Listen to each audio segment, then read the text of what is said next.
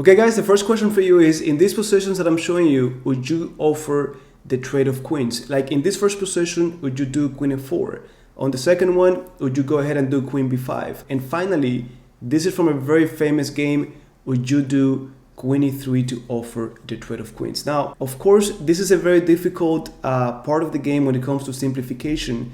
It is proven that even grandmasters have a hard time deciding when is the right time to trade or not. It's been many games where elite players, they just trade or offer the trade of queens at the wrong time. And there are different factors to keep in mind, and I wanted to go over some of the main ones with you guys. So here you have a list of 5 roles that I wanted us to go over. And when I was looking for games to show you to go over this idea, I knew that I had to go over Alekhine games. And let me actually go here and put this like this. Let me go here.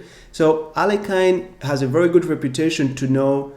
He always knew, well, most of the time, he knew when it was a good time to trade and not to trade. But he played some matches where his opponents did not.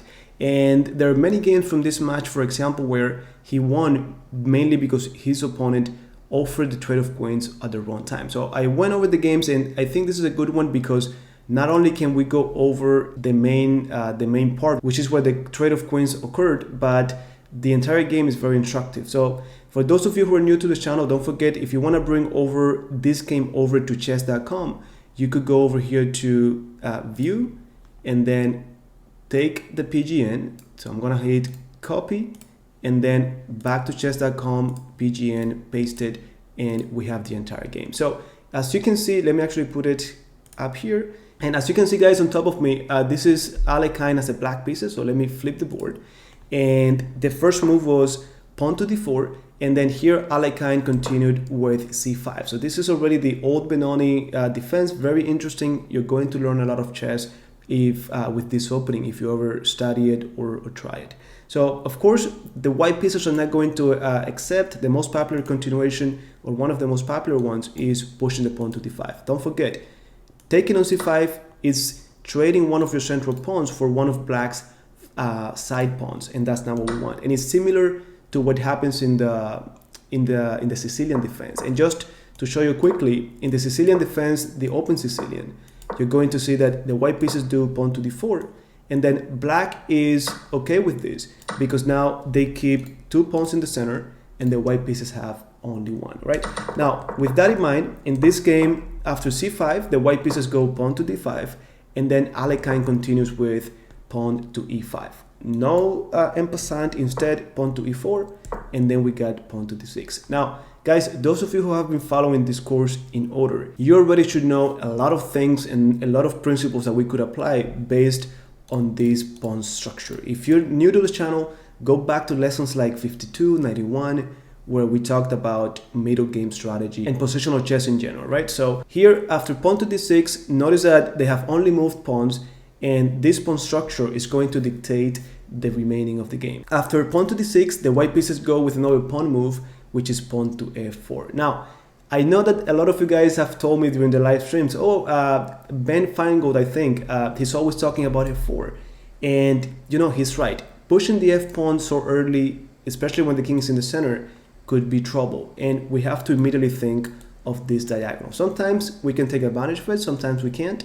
But at the risk of getting you confused, before we keep on going, let me show you quickly, guys, something that I talked to you about in one of the live streams. And I'm gonna leave the video here on top of me in case you wanna go for it. But there's one live stream where after e4, e5, my opponent did pawn to f4, king's gambit. Look, nothing to do with the Benoni, but here you could apply the same idea. And I told you that one of the lines that I like to use is queen h4. It seems like a very bad move because after g3, you simply have to go back. But basically what we accomplished is that we created a weakness on the king side with that g3. And of course now we are ready to go ahead and do pawn takes f4 followed by queen e4, right? So just something for you to keep in mind. Notice how in this game, after the first few moves, the white pieces did f4 and Alekhine quickly took on f4. Now this is even more powerful if they allow us to do it. But then after bishop f4, Alekhine couldn't resist to do queen h4.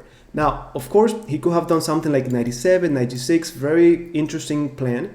and then he has a lot of control over e5. But instead, he went queen h4 check, and now the white pieces have only a few options. Moving the king, of course, is not a good idea. Bishop g3, well, we're gonna take on e4. So it looks like the only sound move is actually pawn to g3. And then Alekhine simply went back to e7. Now, again, we created that weakness on the king side. The queen comes over now with a tempo on the pawn on e4. And we don't really mind that we are blocking the bishop from coming to e7, because we know with all of these pawns, with this pawn chain, this bishop is better off on this diagonal. And then this reason, the fact that we know the bishop wants to come to g7, is why this move, guys, knight c3, it looks like necessary because we gotta defend the pawn on e4. But at the same time, it doesn't prevent the following move for the black pieces. And by the way, I would like you to guys pause the video now and think of what you do next.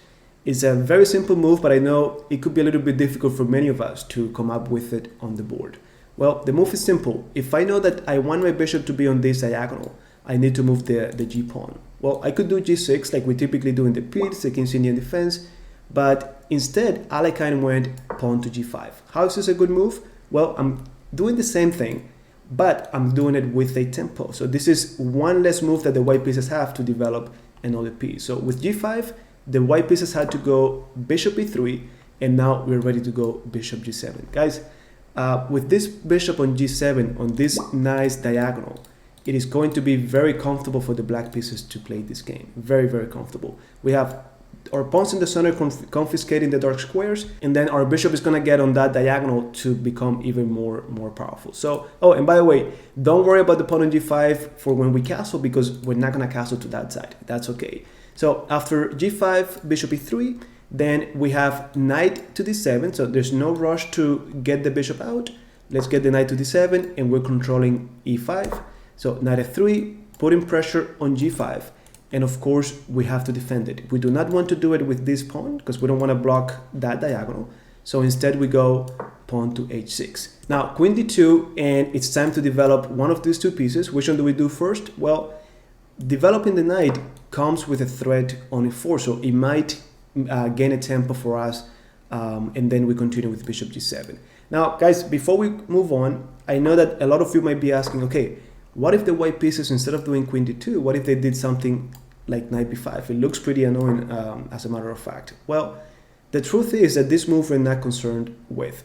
You could do king d8, you could do even rook b8, and forget about it. Don't forget we're hitting e4. Even if they did something like this, like our king is going to be fine. Like it's difficult for them to attack our king in the center.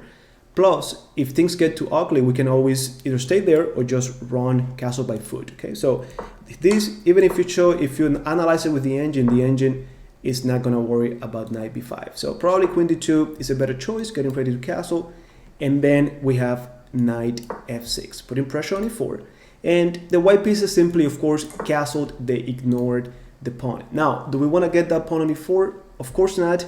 Our king is in the center, queen is in front of it. So the last thing I need is to open up this file, because that's exactly what the white pieces want. They're a little bit ahead in development. My king in the center, they need to push to break through and get to our king. So if I help them, that's just gonna get me in trouble. So instead, Alekhine continued with a very nice move. And now I know that most people, including myself, were going to go with a natural looking move, which is bishop g7. However, Alekhine did a better move, and this shows how much he understands these positions. And it's very straightforward, very natural as well, but many of us again are going to go with the natural move. Instead, he went knight to g4.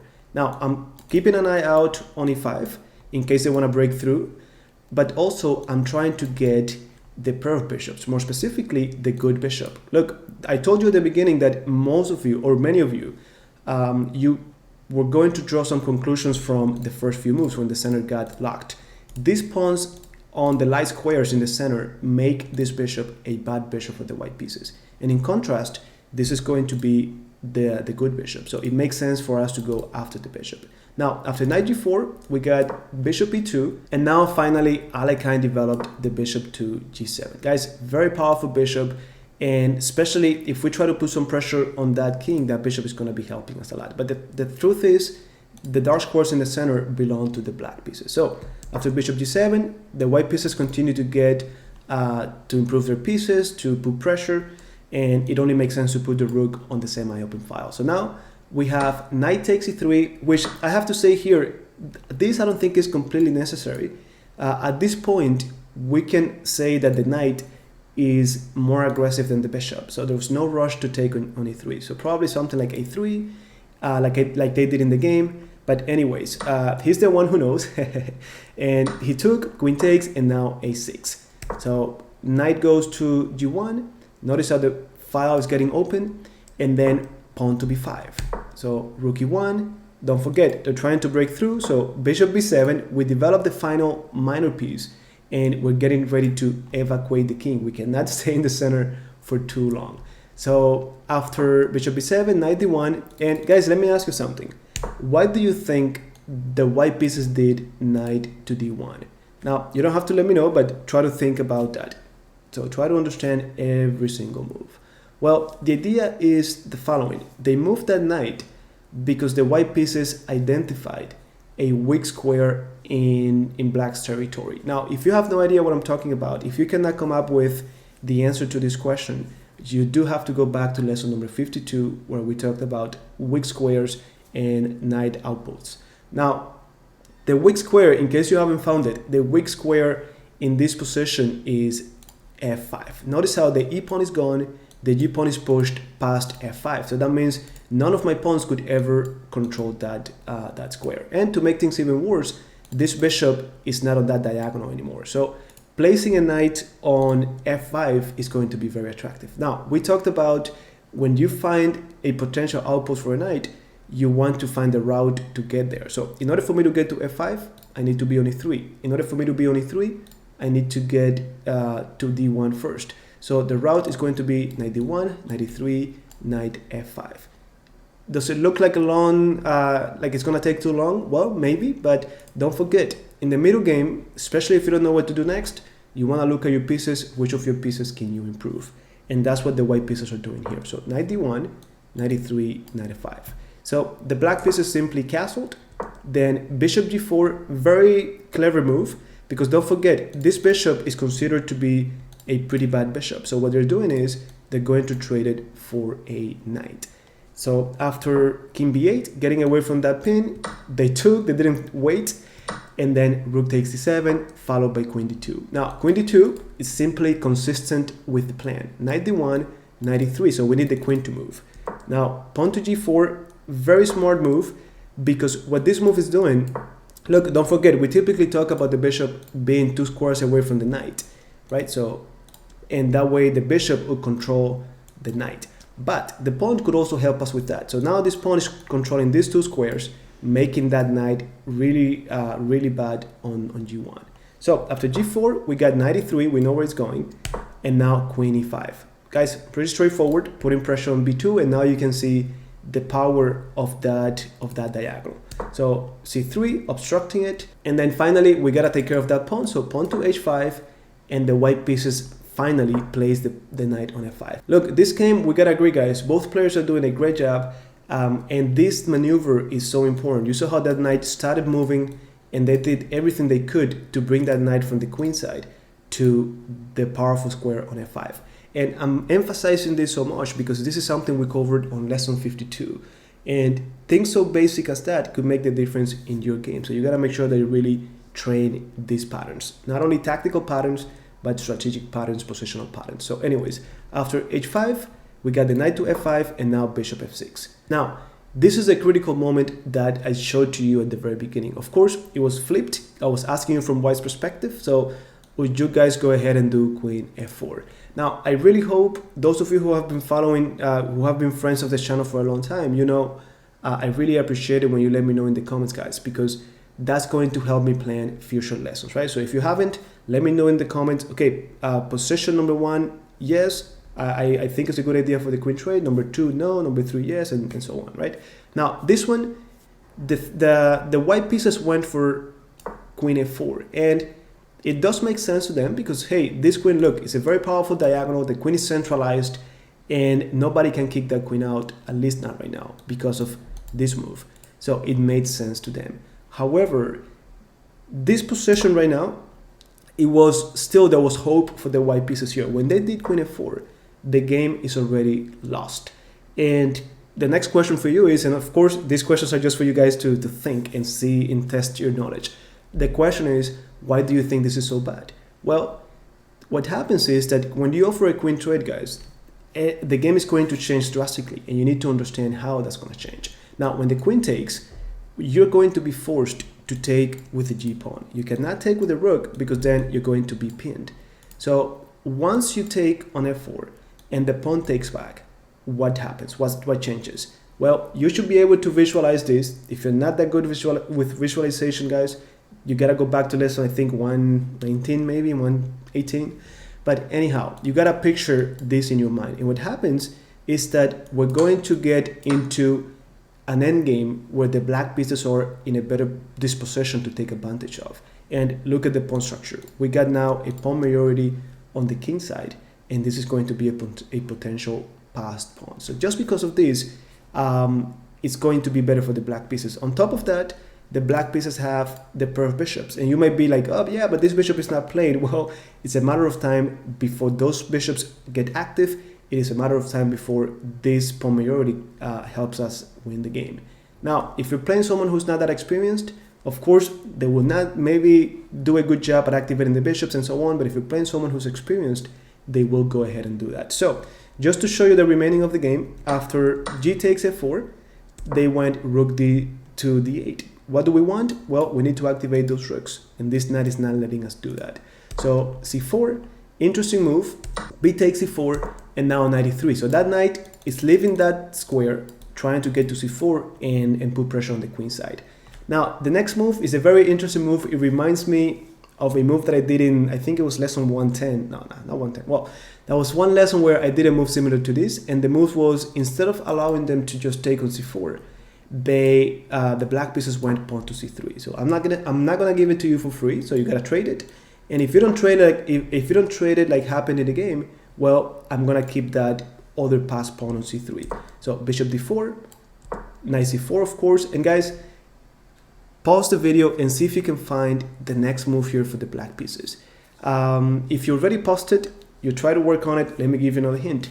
This next move is a move to activate this bishop.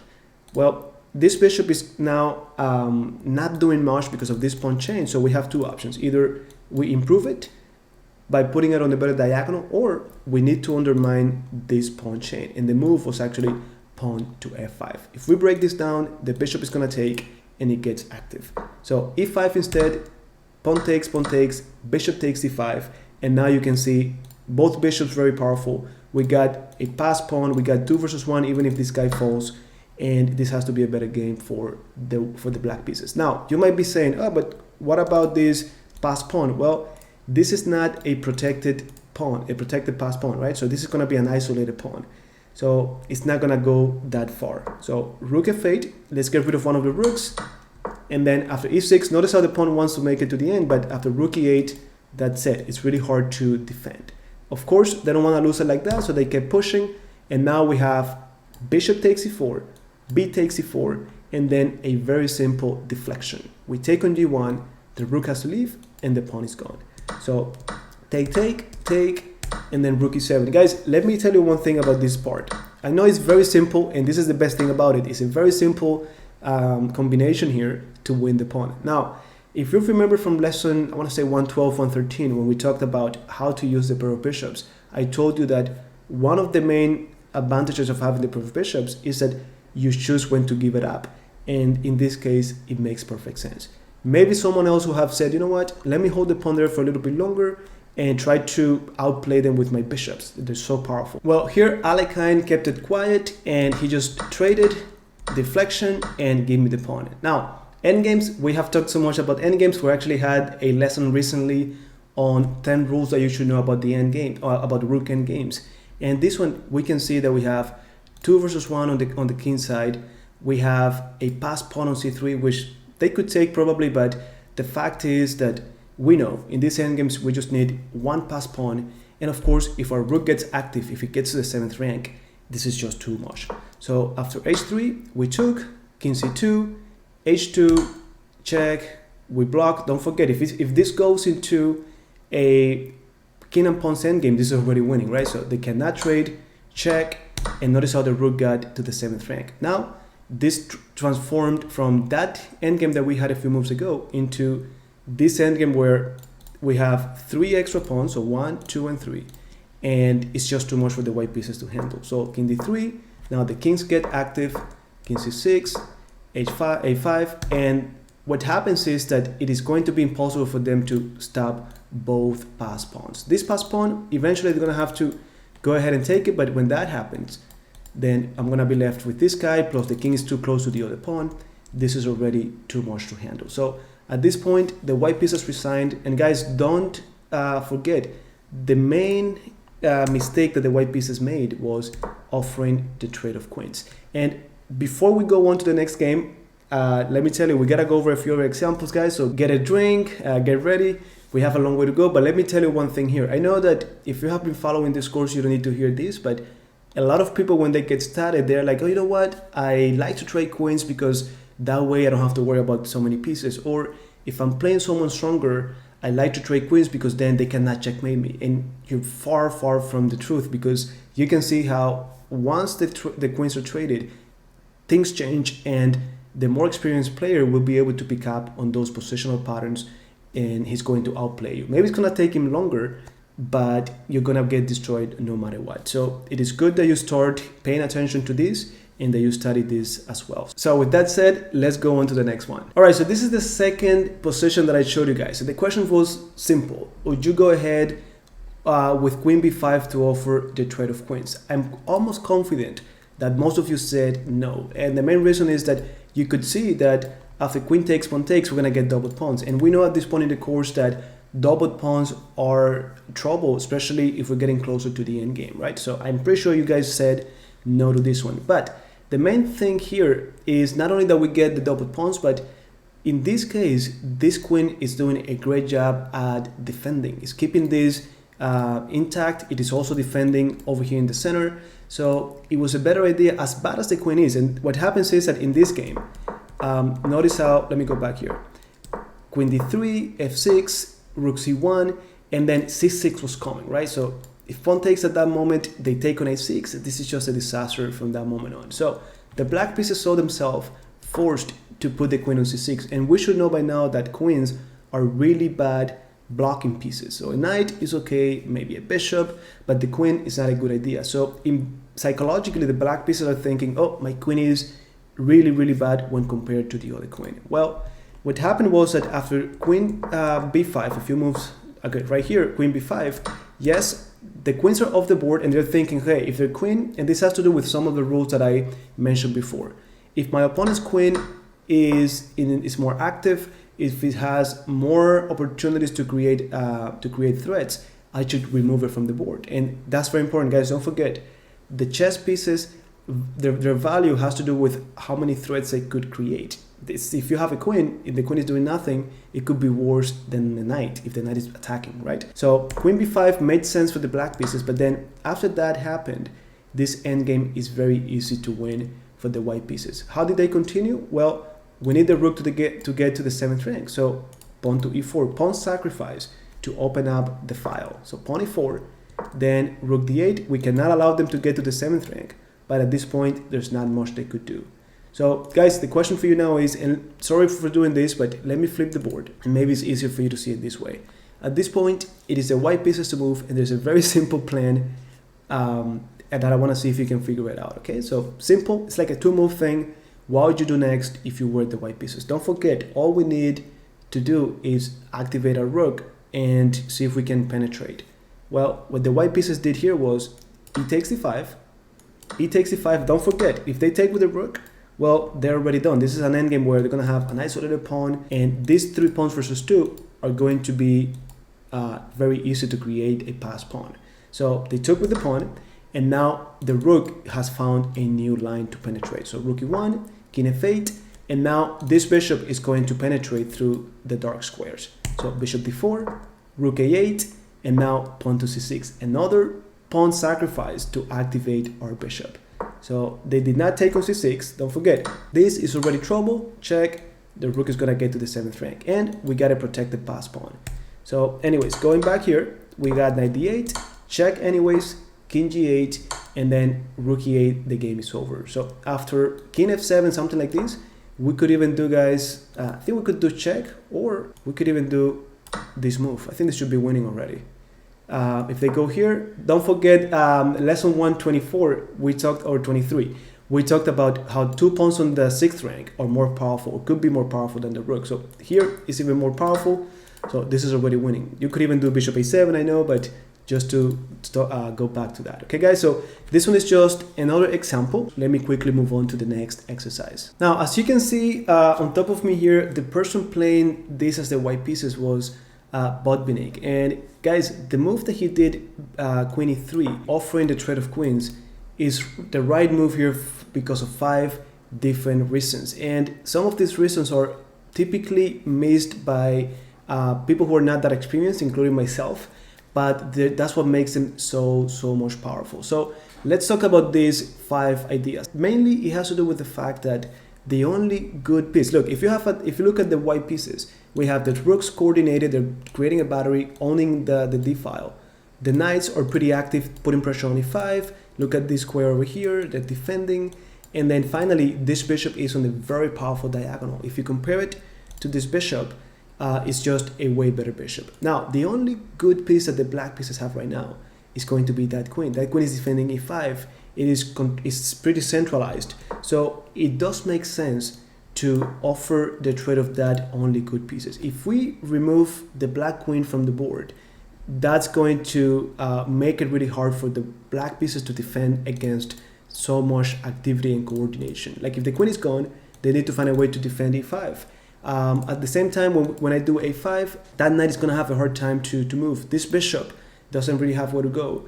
So after queen e3, that's exactly what we're looking for, to remove that queen. Now, when we take back, it is true that we get double pawns, but don't forget, double pawns could be bad, but they also have some benefits. And one of the benefits is, well, of course, semi-open files, but we already have it. But one of those benefits is to have to control more squares in the center. Lastly, don't forget that double pawns are only considered a weakness, or in general, a weakness is considered a weakness if your opponent could take advantage of it, and it's not so easy for them to capitalize on my double pawns. So with that in mind, the only last thing to emphasize here is that you guys have to see past these deficiencies. Maybe if you saw that, oh, if it takes, I get double pawns, maybe you stop right there. Well, you gotta say, okay, you gotta visualize. The queens are off the board. What is this looking like afterwards? Well, like I said again, the queens are removed, and the black pieces have so many problems. The bishop is hard to develop. The pawn on e5 is still being attacked. a5 is going to be a little bit uncomfortable. And don't forget, if a5 comes in the endgame, that's going to be one pawn that stops 2 pawns, because this guy can never move, right? So something else to keep in mind. Anyways, let me show you how the game continued from the moment Botvinnik did queen e3. And after bishop g4, we're okay with them trading because they're improving our pawn structure. So a5 came in, excellent. Now this is for the endgame, this is already pretty good. And now rook c1. Now, why do we move the rook here? First, we're getting away from this pin, just in case. But the main reason, the true reason behind this move is that there are only 2 open files on the board, and Botvinnik wants them both. So bishop takes f3, pawn f3, knight e7, and then the knight goes to d5. As you can see, the white pieces are in a better disposition to capitalize on this endgame. Our rook is ready to get to the 7th rank. Our knight got to this powerful square. If they take, I might even consider taking with the pawn, and that gives me a protected passed pawn. So knight c6, we take on f6, double pawns for them too, isolated for them too, and then the rook gets to the 7th rank. It is so important that you pay attention to this detail, rook on the 7th rank. And that's why we're doing this lesson now, after we went over lesson 123, where we talked about these rook endgames. And I said it, we get a lot of rook endgames because they're the last pieces to come into the game. So we have to learn rook endgame. So anyways, rook b8, sad move. This is a painful move to do. King f2, they take the pawn, that's fine. But now what's better than one rook on the 7th rank? 2 rooks on the 7th rank. So we have 2 rooks and the bishop putting pressure on the 7th rank. Plus, this knight is really bad. So the 2 rooks are better than the 2 black rooks. The bishop better than the knight. So rook c8, trying to trade off pieces, but we're gonna take. Then we take back with the discover check. Bishop d5. Guys, I don't have to mention this. Bishop 2 squares away from the knight, fully controlled. That knight is going nowhere. b5, b3. Bishop is on the, knight is on the control. Activate the king. This is an endgame, don't forget. h3, h4. And now, guys, I'm going fast here because all that you're gonna see is the white piece is trying to activate this king little by little. So rook c7, rook a6. The rook has to be defending the pawns on the 6th rank. The knight cannot be incorporated. The knight is ready to come in. So after king b6, we got rook c7 and then king h5 again. Now, this back and forth, it could be also because they were in time pressure, so they have to gain some time there and try to organize their thoughts. But anyways, bishop f7, then the bishop goes to g6, blockading, and we're gonna get that pawn next. And now the checkmate threat is in the air. So rook f8, only move. And now, guys, see if you can find the right idea here to finish this. The game is gonna be over in a few more moves, so take your time. All right, if you went ahead and paused the video and you found it, congrats. This is simple but very nice. Check, check, and now bishop f7 controlling this square so that rook h7 would be checkmate.